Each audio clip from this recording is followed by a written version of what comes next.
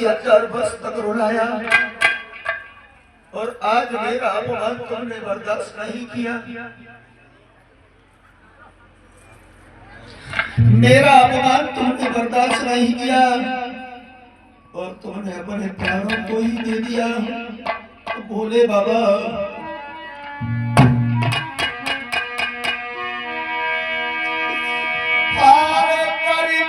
सती की याद बाबा बिलख पड़े जब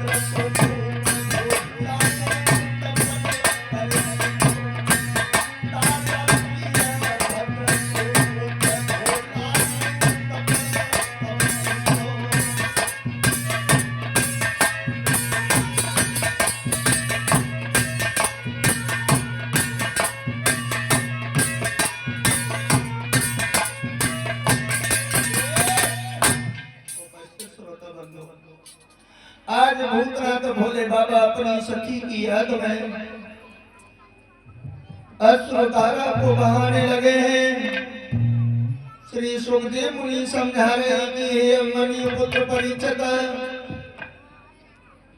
आज भूतनाथ भोले बाबा ने रोना बासरा बंद किया है और तुरंत ही क्रोध की ज्वाला को धड़काया। एकदम से जटा को अपनी जमी पर पटका है। उसमें से वीरभद्र नाम का राक्षस उत्पन्न किया है, उत्पन्न किया।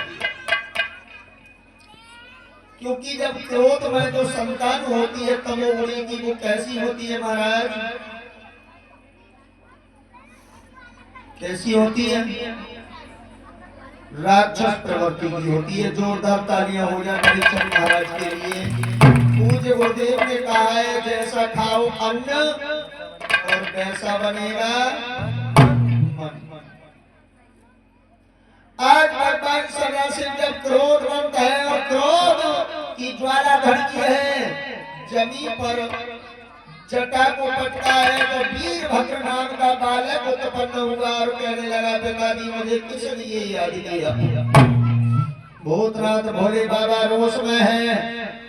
कहने लगे बेटा तुम जाओ दक्ष के यज्ञ को विध्वंस करो।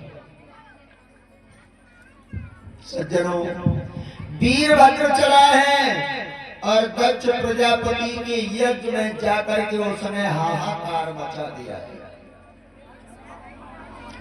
यज्ञ में बाधा डाल दी, हड़कंप मच गया। देवताओं की हाल बेहाल हो गए, घबराने लगे, बोले मामला अब गड़बड़ हो गया। सभी देवता चल बेचल हो गए और भोले बाबा ने सती के जर्जर शरीर को अपनी गोदी में उठा लिया है।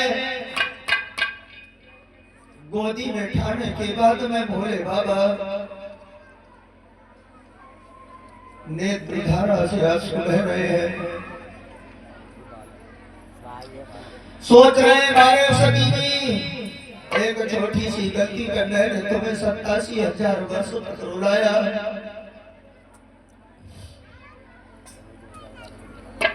ना जाने तुम दुखी रही है सुखी रही, उसके बाद में भी अपने मेरे में स्थान ना देखते हुए अपनी आत्महत्या को कर लिया।